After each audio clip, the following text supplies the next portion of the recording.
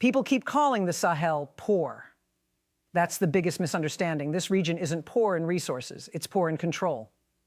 Niger, Burkina Faso, and Mali sit on uranium, lithium, manganese, and gold, minerals the world labels critical. These are not poor countries. Yet people remain poor because the governance of those resources, real authority over them, still isn't fully in the hands of the states and the people who live there. And that is why security and sovereignty have become the same fight.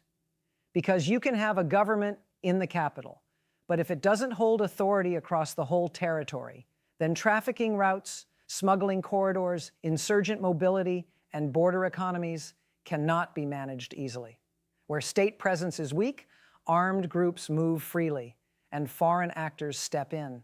That's the context behind the fiery exchange at the Munich Security Conference, where global powers debated the Sahel, especially Burkina Faso, Mali, and Niger. A familiar Western framing tried to paint these Sahelian nations in a negative light, dismissing their sovereign choices. But in that moment, Elia Anna Malganidze from South Africa responded with clarity that cut through the noise and pulled the conversation back to what actually matters.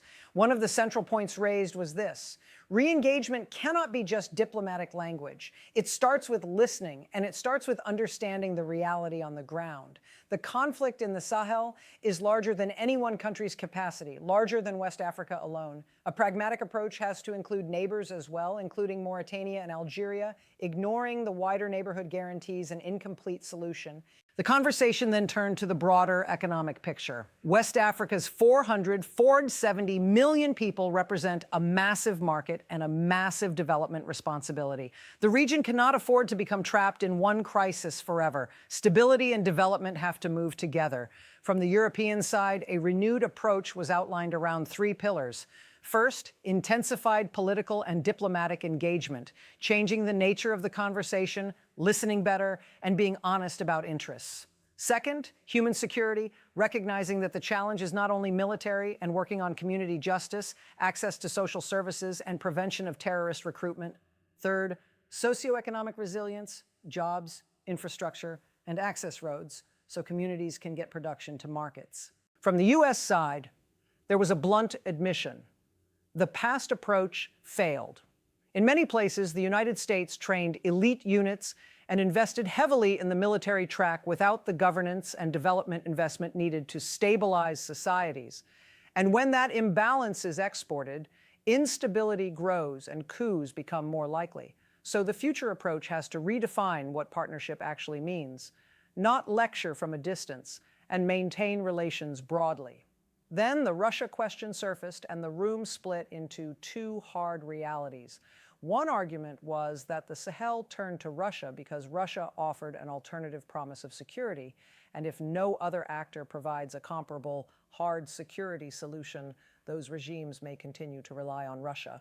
But another voice pushed back. Security first is exactly how we got here. Operations and counterterror partnerships expanded, but governance and basic services did not. And if state power expands in a way that is corrupt or exploitative, it doesn't solve the problem. People still feel abandoned by the state, whether the state is weak or oppressive. Then came what one speaker called the 2 elephants in the room. The first elephant was state authority across the full national territory. Because even if a government exists, if it cannot project legitimate authority into large frontier spaces, especially in vast countries like Niger and Mali, then the hardest problems cannot be managed. What's happening in the capital can be completely different from what's happening in key transit zones and northern corridors. And without real presence beyond the center, networks tied to smuggling, trafficking, and armed mobility gain freedom of movement. The second elephant was resources. Niger, Burkina Faso, and Mali have extraordinary endowments: uranium, lithium, manganese, and gold. These are exactly the minerals the world calls critical. And yet people remain poor because the governance of those resources, who controls them, who benefits from them, who enforces sovereignty over them, has not truly been secured in a way that translates into everyday livelihoods. From the audience, a powerful intervention shifted the focus again. Europe's re-engagement cannot be reduced to troops, training, and hardware. The real battleground is the youth and the world of perception. The point was simple. Over the past decade, more and more young people from the region have been studying in places like Turkey, Russia, and China, while access to Europe has declined for reasons everyone in the room understands. And in a region with a young population, perception shapes legitimacy.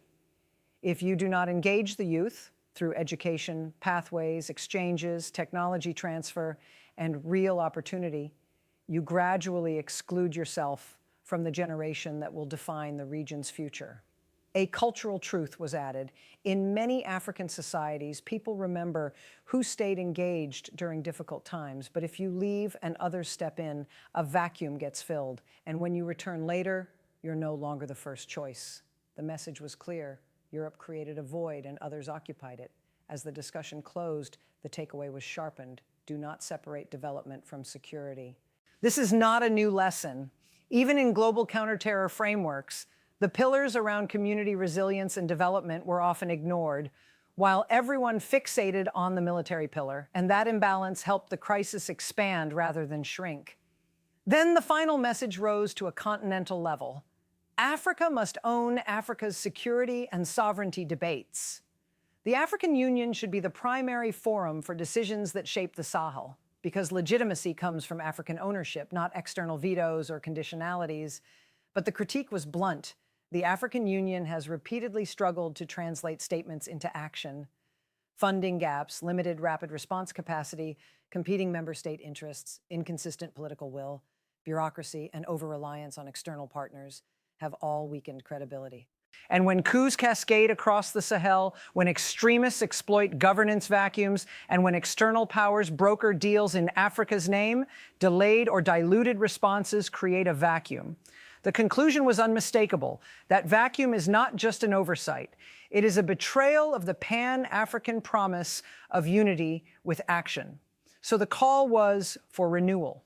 A stronger, more independent African Union, built on real financial sovereignty, enforceable commitments from member states, and unbreakable solidarity, because without that, the narrative will continue to be written elsewhere, and the solutions will continue to be shaped by others.